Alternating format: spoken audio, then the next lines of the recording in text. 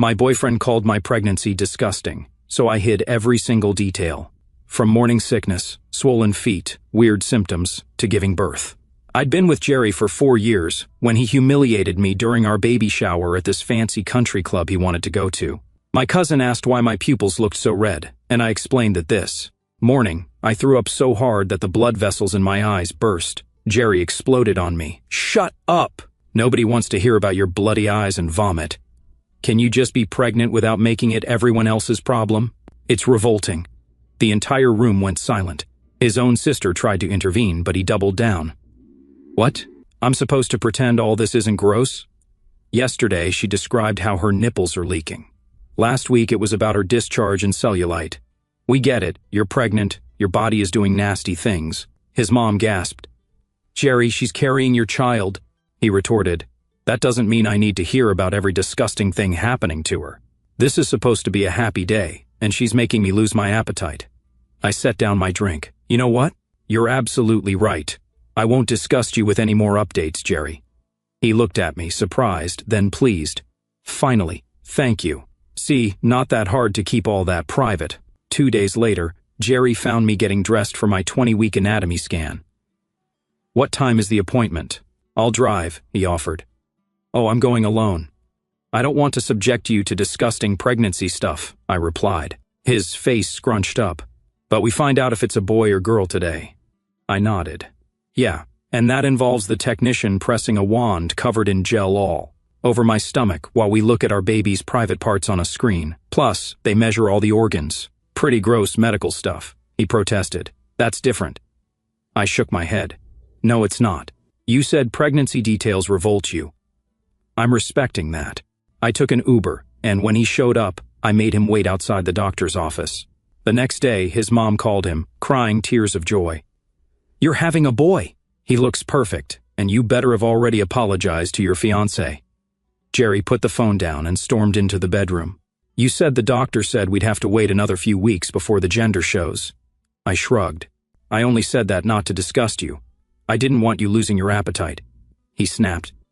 "You can't keep the gender from me," I replied calmly. "I'm not keeping anything. I'm protecting you from revolting pregnancy talk, just like you asked." When people asked about baby names, I discussed them enthusiastically with everyone except Jerry. Our friends knew we were considering James. His parents knew about Thomas. His brother knew about William. Jerry asked, "Why won't you tell me the names you're considering?" I responded, "Discussing the baby requires mentioning pregnancy." "That's off limits. Remember, this is literally what you demanded." At 28 weeks, I started experiencing concerning symptoms. My feet swelled so badly that when I pressed them, the indents stayed like memory foam, and my vision kept getting black spots. I went to the hospital alone. When they diagnosed me with preeclampsia and admitted me for monitoring, I texted everyone except Jerry. He found out when his brother called, asking why he wasn't at the hospital. "You're in the hospital and didn't tell me?" he exclaimed. I replied, "Medical details about pregnancy are TMI. You said so yourself. You could get so grossed out by looking at me you'd call me disgusting, and the stress would definitely make me lose the baby." He went quiet. When the doctor scheduled my C-section for 36 weeks due to complications, I didn't tell Jerry. I informed his family, my family, our friends, everyone but him. "The baby is coming next Tuesday," his sister told him. Jerry called me frantically. "Tuesday? You're having our son on Tuesday?" I confirmed, "Yep. Didn't want to disgust you with talk about them cutting through my abdomen layers and pulling a baby out of my uterus." He pleaded, "I need to request time off." I asked why. "You don't want to see gross pregnancy stuff. It's literally the birth of my child, which involves all the disgusting things you hate hearing about. Blood, amniotic fluid that looks like chicken soup, the placenta that looks like raw liver."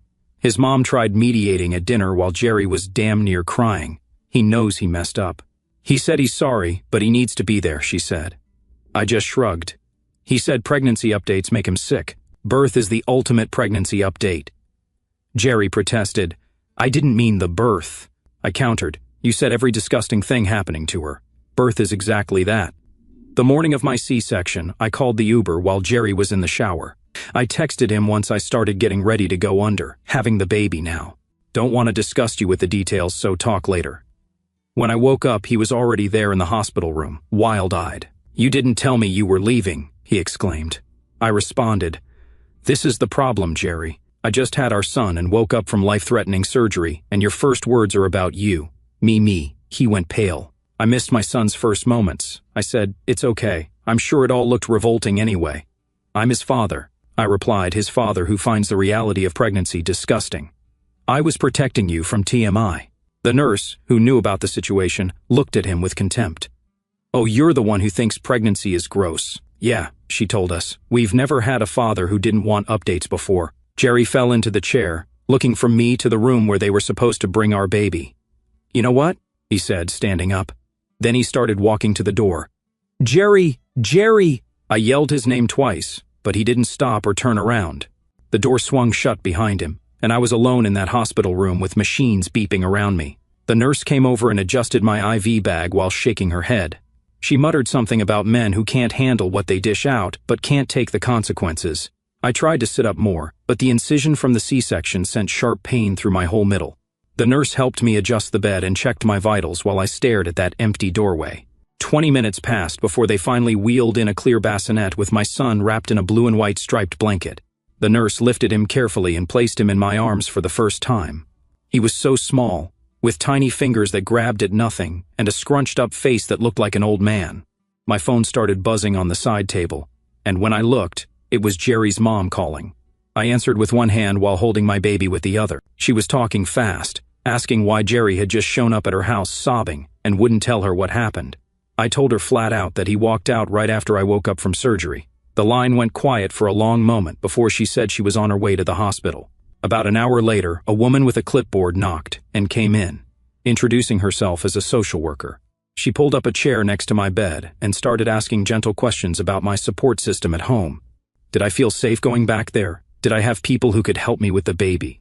I started from the beginning, telling her about the baby shower and how Jerry called my pregnancy disgusting in front of everyone. She took notes while I explained how I'd kept him out of appointments and how he'd missed the birth. She nodded and said emotional abuse during pregnancy was serious, and they needed to make sure I had proper support. Jerry's mom arrived while the social worker was still there and immediately started crying when she saw her grandson in my arms. She came over and touched his tiny hand, then looked at me with tears running down her face. She said Jerry had told her everything about what he'd done, and she was absolutely disgusted with her own son. Then she asked if she could still be part of the baby's life, even if Jerry and I didn't work things out. I told her, "Of course you can," and handed her the baby to hold. The social worker watched this and made more notes before saying she'd check back tomorrow. The second day in the hospital, my phone wouldn't stop going off with texts from Jerry. First he was sorry and begging to see the baby, then angry, saying I was keeping his son from him, then back to apologizing and saying he'd do anything to fix this. The messages kept coming every few minutes, switching between blaming me and begging for forgiveness. The nurse saw me getting stressed and showed me how to put my phone on Do Not Disturb, except for emergency calls. She said I needed to focus on healing, not dealing with his drama. The hospital told me they couldn't discharge me without confirming I had safe housing and someone to help me at home. I had to decide if I was going back to the house Jerry and I shared or finding somewhere else to stay. Jerry's sister called and offered to come stay with me for the first week to help with the baby in recovery. She said Jerry was staying at their mom's house, so I wouldn't have to see him. I accepted because I couldn't lift anything heavier than the baby and needed help with basic things. Discharge day came, and the nurse was getting my paperwork ready when security called up to the maternity ward. Jerry was downstairs with flowers, trying to come up, but he wasn't on my approved visitor list. Security wouldn't let him past the main desk without my permission, which I didn't give. He left the flowers at the desk with a note that the nurse brought up to me. I didn't read it right away, just stuck it in my bag with all the other discharge papers. Jerry's sister picked me up and drove me home while I sat in the back with the baby in his car seat. Walking into the house felt strange, like it belonged to someone else's life. The nursery we'd painted together and set up with all the furniture looked exactly the same but felt completely different. Jerry's sister helped me up the stairs, holding my arm since I couldn't use my stomach muscles yet. She'd already moved into the guest room and had groceries in the fridge. Jerry storms out after she wakes up from surgery. That's telling. I wonder if he's running from guilt or just can't handle being confronted with what he caused by missing his son's birth. Jerry was staying at his mom's house, and his sister made sure he knew not to come by. Everything hurt, and I could barely walk to the bathroom without help, but at least I was in my own bed. My milk came in on day 3, and my chest felt like rocks that were on fire. I was sitting there, crying from the pain, trying to pump, when my phone buzzed with another text from Jerry. He was asking if he could come see the baby, promising he'd only stay a few minutes. I texted back that I needed to focus on healing and would contact him when I was ready. He sent 5 more messages, but I didn't read them, just deleted the notifications. The pediatrician appointment was in 2 days, and Jerry's name was on the insurance, so I had to text him the basic information, just the date and time, nothing else about how the baby was doing or how I was recovering. He immediately texted back, asking if he could come to the appointment and drive us there. I told him I'd already arranged transportation with his sister, and he didn't need to come. He kept texting, but I turned off read receipts and stopped responding to anything that wasn't absolutely necessary for the baby's care. The pediatrician appointment arrived 2 days later, and I strapped the baby into his car seat while Jerry's sister drove us there. The waiting room was full of other new moms and crying babies, and I filled out the paperwork with one hand while holding my son with the other. When they called us back, the nurse weighed him and measured his length. Before the doctor came in, asking about family medical history, she needed Jerry's side for genetic conditions and allergies. And I realized I couldn't completely cut him off from medical information about our son. I texted him, asking for his family's health history, and he immediately sent back paragraphs of information, plus offered to come to future appointments. The doctor noticed my hands shaking and asked if I had support at home. I told her about the situation, and she handed me a stack of pamphlets about single-parent resources and postpartum support groups. Back home that evening, Jerry's mom called, asking if she could help with the night feeding since she knew I was doing everything alone. She showed up at 9 in the evening with her overnight bag and took over the 3 in the morning feeding without me even asking. She never mentioned Jerry unless I brought him up first and just focused on helping with bottles, diapers, and laundry. On my 5th day home, I finally opened the envelope from the flowers Jerry left at the hospital. The note was 3 pages long, acknowledging how cruel he'd been at the shower, and how he understood why I'd excluded him from everything after that. He wrote about being ashamed of calling my pregnancy disgusting when I was growing our child, and admitted he'd failed as a partner when I needed him most. I folded it back up and stuck it in the drawer with the hospital discharge papers because words didn't mean anything compared to actions. Jerry's sister was changing the baby when she mentioned that Jerry had started seeing a therapist twice a week. This surprised me since he'd always said therapy was for weak people who couldn't handle their own problems. She explained their mom made it a condition for him staying at her house and was paying for his sessions herself to make sure he went. 3 days later, I woke up with a fever of 101 degrees and called my doctor, worried about infection from the C-section incision. Jerry's mom drove me to urgent care while his sister stayed home with the baby, and I sat in the waiting room, feeling my incision throb with each heartbeat. The doctor examined the incision and found a small infection starting where one stitch hadn't dissolved properly. She prescribed antibiotics and asked about my stress levels since that could slow healing. I admitted things were complicated at home with the baby's father, and she wrote me a referral for a therapist who specialized in postpartum issues and relationship trauma. The antibiotics kicked in within 2 days, and the fever broke, but I still felt exhausted from everything. 2 weeks after giving birth, Jerry's sister handed me a thick envelope that Jerry asked her to deliver. Inside was a formal letter, clearly written with help from his therapist, requesting a mediated discussion about establishing a co-parenting agreement. The letter used words like accountability, repair, and taking responsibility for harmful behaviors that didn't sound like Jerry at all. I set it aside and called the family law office downtown to schedule a consultation before agreeing to any meetings. The lawyer's office was on the 3rd floor, and I had to stop twice on the stairs to catch my breath since my stomach muscles were still healing. She listened to the whole story, from the baby shower through the birth, and took notes on a yellow legal pad. She explained that Jerry's behavior at the shower could be considered emotional abuse, and his pattern of missing appointments and walking out during the birth would affect custody decisions. She helped me create a timeline documenting everything, from the public humiliation to him leaving the hospital room to missing the actual birth. We went through my texts, showing I'd tried to include him in medical decisions, while he complained about being excluded from everything else. She printed out screenshots of his messages and organized them by date in a thick folder. The pattern was clear when laid out chronologically, and she said I had strong grounds for primary custody with supervised visitation if that's what I wanted. She explained the difference between joint and sole legal custody and how physical custody schedules worked with newborns who were breastfeeding. The consultation took 2 hours, and by the end, I understood my rights and options better than I had before. She recommended waiting until I was physically healed enough to sit through a long meeting before agreeing to mediation. I texted Jerry's sister that I'd meet with him and a mediator once. I hit 4 weeks postpartum and could sit comfortably for an hour. Jerry immediately started texting, asking if we could meet sooner, but I didn't respond and just forwarded his messages to the lawyer for documentation. The baby needed another feeding, and I focused on that instead of Jerry's demands for immediate meetings. Jerry's mom continued coming over for night feedings 3 times a week, and never pushed me to forgive her son or rushed me to make decisions. She held the baby while I showered and cooked meals I could eat one-handed while nursing, and became more like my own mom than his. The days blurred together with feedings, diaper changes, and doctor appointments, and slowly my body started healing from the surgery. My phone buzzed with a text from Jerry's brother, asking if he could come meet his nephew without Jerry there.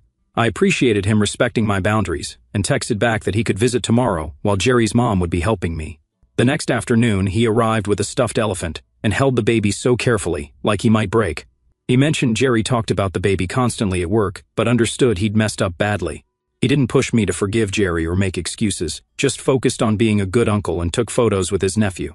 After he left, my cousin from the baby shower showed up with 2 bags of groceries and put everything away while I nursed the baby. She'd been coming by every few days since I got home, holding the baby so I could shower or just sit without someone needing me. She reminded me how strong I was for standing up to Jerry when he humiliated me at the shower while I was already so vulnerable.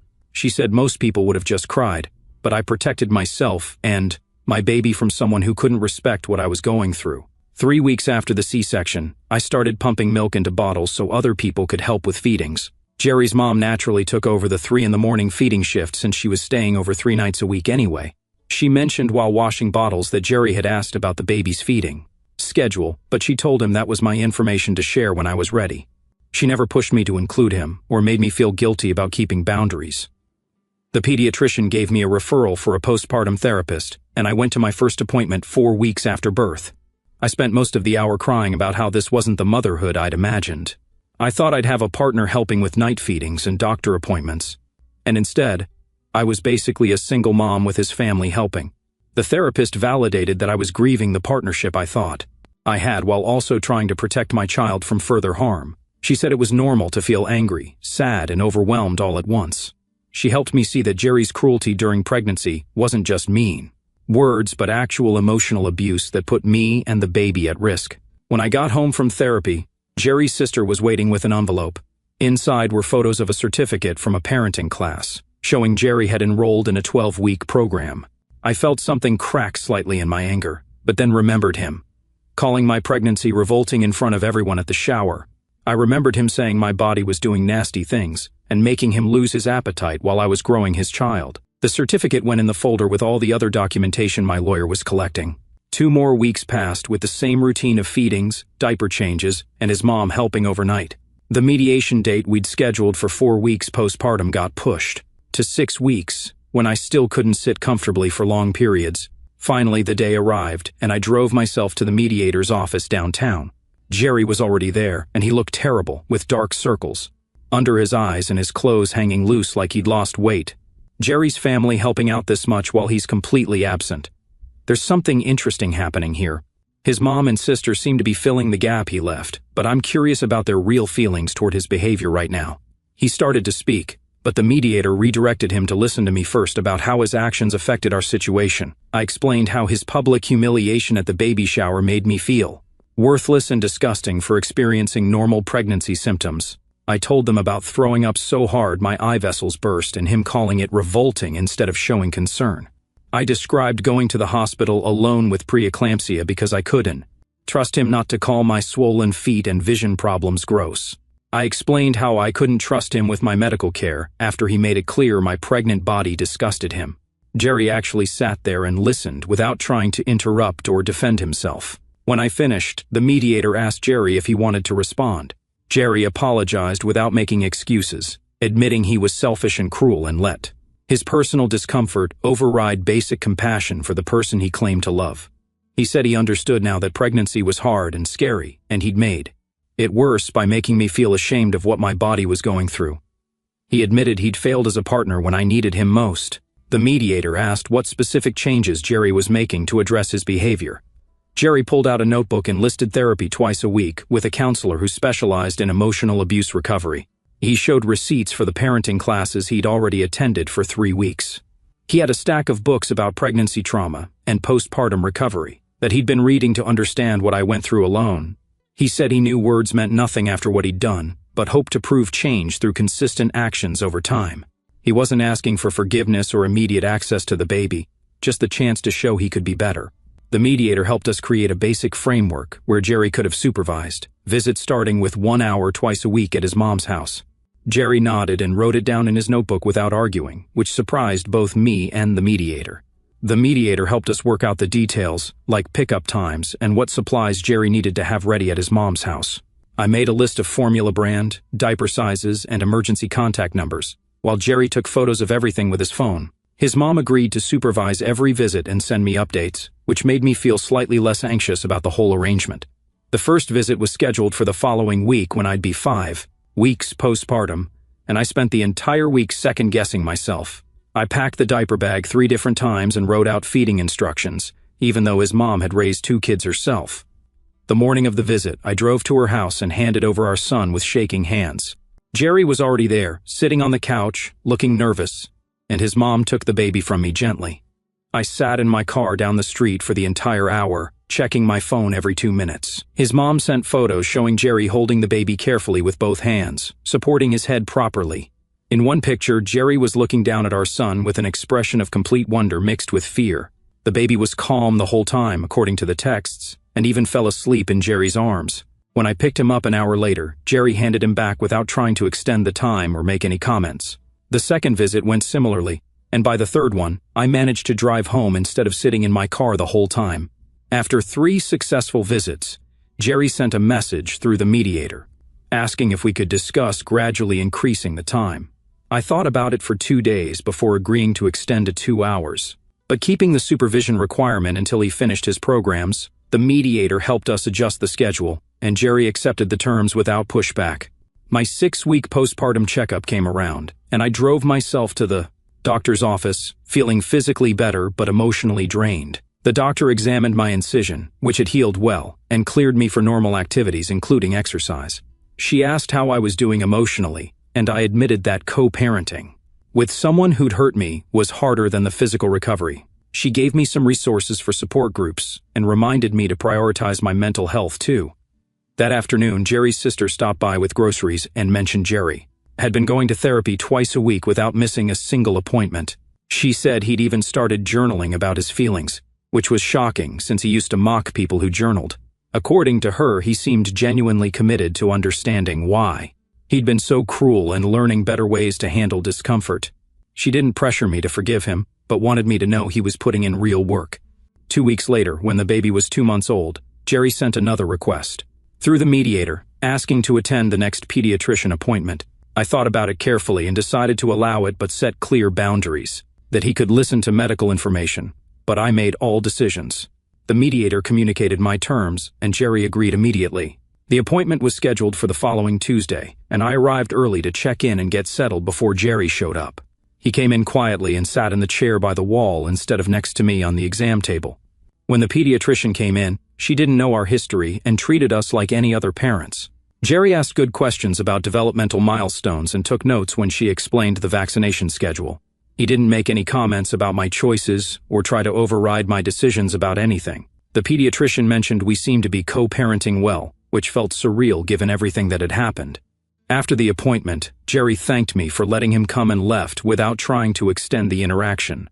Later that week, his mom came over to help with laundry and mentioned how proud she was of how I was handling everything. She admitted she'd failed Jerry by never teaching him proper respect for women and always making excuses for his behavior. She said watching me set firm boundaries was teaching her about her own patterns of enabling him over the years. She apologized for not intervening sooner when she saw warning signs of his disrespect toward me. I appreciated her honesty, even though it didn't change what had happened. As the weeks passed, I started feeling more confident in my abilities as a mother. I realized Jerry's absence during those crucial early weeks had actually forced me to trust my instincts. I didn't have to argue about whether to let the baby cry it out or justify why I wanted to breastfeed. Every decision was mine to make without someone questioning or criticizing my choices. The baby was thriving and meeting all his milestones, which proved I was doing something right. When he was 10 weeks old, Jerry sent a message through the mediator, saying he'd completed his first month of parenting classes. He asked if he could share what he'd learned, and I agreed to read a written summary rather than meet in person. The summary arrived 2 days later and was more thorough than I expected. The pages went on for 12 type sheets, covering secure attachment, developmental milestones, and how stress hormones from pregnancy trauma affect both mother and baby long-term. He'd researched every single thing he'd said to me during pregnancy and listed them out with timestamps. The baby shower comment got its own page, explaining how public humiliation during vulnerable moments creates lasting psychological damage. He wrote about the anatomy scan and how excluding fathers from gender reveals damages the bonding process he'd already broken. The preeclampsia section made me sit down because he'd printed out medical studies, showing the mortality rates and included statistics about women who die from it. He understood I could have died alone in that hospital while he sat at home, angry about being excluded. My therapist appointment came 2 days later, and she watched me pace around her office, holding the papers. She pointed out that my anger was valid but exhausting when I needed energy for night feedings and diaper changes. She asked if punishing Jerry was worth the toll on my own mental health. I spent the whole session crying about how unfair it was that I had to be the bigger person after everything. She reminded me that co-parenting meant thinking about what our son needed, not what would hurt Jerry most. 3 months postpartum arrived faster than expected, and the mediator suggested expanding visits to include 1 unsupervised hour. My stomach turned at the thought, but Jerry had completed 8 weeks of perfect supervised visits without any issues. We picked a coffee shop with big windows where I could see them from my car in the parking lot. I dropped the baby off in his carrier and watched Jerry's hands shake as he took the handle. I sat in my car for 60 minutes, watching the clock and crying so hard I couldn't see straight every few minutes. I'd check through the window and see Jerry carefully feeding him a bottle or walking him around when he got fussy. My phone buzzed exactly 1 hour later with Jerry standing outside, ready to transfer the carrier back. He thanked me 3 times and waited until I had the baby secured before walking to his own car. That night, a photo came through, showing our son sleeping against Jerry's chest with a message thanking me for trusting him. Something inside me shifted just slightly. Not forgiveness, but maybe the first crack in the wall I'd built. Jerry's mom came over the next morning with groceries and mentioned finding medical textbooks about preeclampsia and C-sections all over Jerry's apartment. He'd been studying what my body went through and told her he couldn't believe I survived it alone. Jerry's doing all the right things: therapy receipts, parenting classes, medical research. But something feels calculated about how perfectly he's checking every box. The way he had that notebook ready at mediation and documented everything makes me wonder if this is genuine change or just following a script to regain access. She said he broke down crying when he learned about HELP syndrome and how close some preeclampsia cases come to organ failure. The swimming class recommendation came through the mediator as Jerry's therapist suggested parallel parenting activities. The community center had a baby swim class where parents could both attend but focus on the baby instead of each other. I agreed, mostly because our son loved bath time, and I thought he'd enjoy the pool. We showed up at opposite ends of the changing area and entered the pool from different sides. The instructor didn't know our situation and treated us like all the other parents. Our son squealed with joy the second his toes touched the water and kicked his little legs so enthusiastically that other parents smiled. Jerry stayed on his side of the circle, but I caught him grinning when the baby splashed water in his own face and laughed. For 30 minutes, we both focused entirely on keeping our son happy and safe in the water. The awkwardness felt worth it when he fell asleep immediately after, exhausted from all the excitement. 4 months postpartum brought a letter from the parenting program instructor, saying Jerry had completed all 12 weeks. She wrote that in 15 years of teaching, she'd never had a student more engaged or committed to change. She noted his perfect attendance, his thoughtful questions, and how he stayed after class, helping other fathers understand the material. Her professional opinion stated his remorse appeared genuine, and his dedication to breaking generational patterns seemed authentic. She included a copy of his final presentation about accountability and the harm of toxic masculinity during pregnancy. The custody agreement meeting took place in a lawyer's office with both our attorneys present. Jerry signed everything without arguing, accepting primary custody, going to me with gradually increasing visitation rights for him. He agreed to continue therapy for a minimum of 1 year and submit to any additional requirements the court suggested. His lawyer mentioned Jerry had instructed him not to fight anything I requested. The child support calculation came out to a specific number, and Jerry immediately agreed to 20% above. That amount his mom told me later he'd taken a weekend job at a warehouse specifically to cover baby expenses. The automatic payment started hitting my account for formula, diapers, medical copays, and a college fund he set up. She said he worked 60 hours a week now between both jobs, but never complained about being tired during his visits. The development happened gradually over several visits, but around 4.5 months, our son started recognizing Jerry's voice. During one handoff, the baby heard Jerry say hello and immediately turned toward him with arms outstretched. My heart broke and healed simultaneously, watching Jerry's face crumple as he carefully took our son. Whatever had happened between us, whatever pain and anger remained, our son was reaching for his father with pure innocent joy 2 weeks later. Jerry sent a message through his sister, asking if we could try using a co-parenting app instead of going through his family for everything. I downloaded the one he suggested and set up my profile while the baby napped on my chest. The first message came through within minutes, asking about feeding schedules and sleep patterns. I typed back the basic information and attached photos of the formula brand and diaper size. He responded with a thank you and a promise to read all the pediatrician notes I'd uploaded. The app kept everything organized with timestamps and categories for medical info, schedules, and expenses. His mom mentioned he spent hours studying the app every night, learning our son's routines. The next pickup day arrived and Jerry stood at my door holding the diaper bag he'd packed perfectly with everything on my list. He looked directly at me for the first time in weeks and said he understood if I could never forgive him, but promised to spend his life being the father our son deserved. Something in his voice sounded different. Not desperate or angry, but genuinely committed. I nodded and handed over the baby, who immediately grabbed Jerry's nose and laughed. My therapy appointment that week focused on boundaries and growth. The therapist pulled out her notes from our first session 5 months ago, when I could barely speak through tears.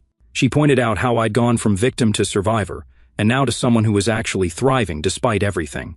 She said the boundaries I'd set weren't just protecting me, but modeling healthy behavior for my son to see as he grew up. Her words stuck with me as I drove home and found Jerry's mom waiting with homemade soup. She'd been coming twice a week since the birth, regardless of what happened between Jerry and me. Over dinner, she mentioned how grateful she was that I'd given her a grandson, and inadvertently given Jerry the wake-up call he desperately needed. She said I'd become like the daughter she never had. Her eyes got watery when she talked about how proud she was of how I handled everything. The 6-month pediatrician appointment came faster than expected. Jerry arrived early and sat reading parenting magazines in the waiting room when I walked in with the baby. The nurse called us back together, and we followed her to the exam room where she weighed and measured our son. The pediatrician came in smiling and immediately commented on how well he was developing, hitting all his milestones perfectly. She mentioned how lucky he was to have so many people who loved him. Jerry and I made eye contact over our son's head and actually shared a genuine smile for the first time since the baby shower. The moment felt strange but not forced. Walking to our cars afterward, Jerry mentioned his therapy was going well and his counselor thought he was making real progress that night. I sat feeding the baby and looked around my apartment at the life I'd built. Photos covered the walls of family and friends who'd stepped up when I needed them. The nursery was organized exactly how I wanted it. My schedule worked perfectly with the support system I'd created. Jerry was becoming a good father, even if he'd failed completely as a partner. The boundaries I'd set protected my peace while still allowing our son to have his dad.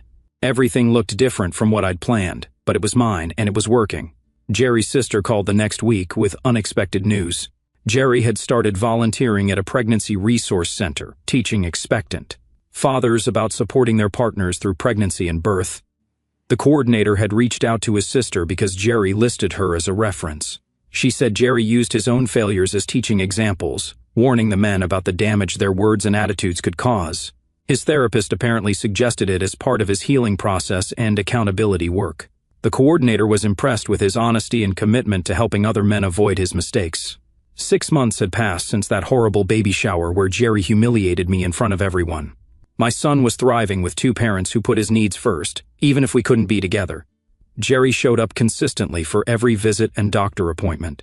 He read every parenting book his therapist recommended and implemented what he learned.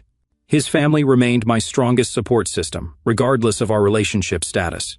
The co-parenting app kept our communication focused and documented. My therapy helped me process the trauma while building something better than that. Friends who witnessed everything said they'd never seen someone handle such a situation with more grace. The life we created looked nothing like the traditional family I'd imagined, but it was built on respect, boundaries, and growth that had been earned the hard way.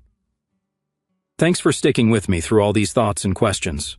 It's been a pretty wild ride just wondering out loud together. Can't wait till our paths cross again. Subscribe for more content like this.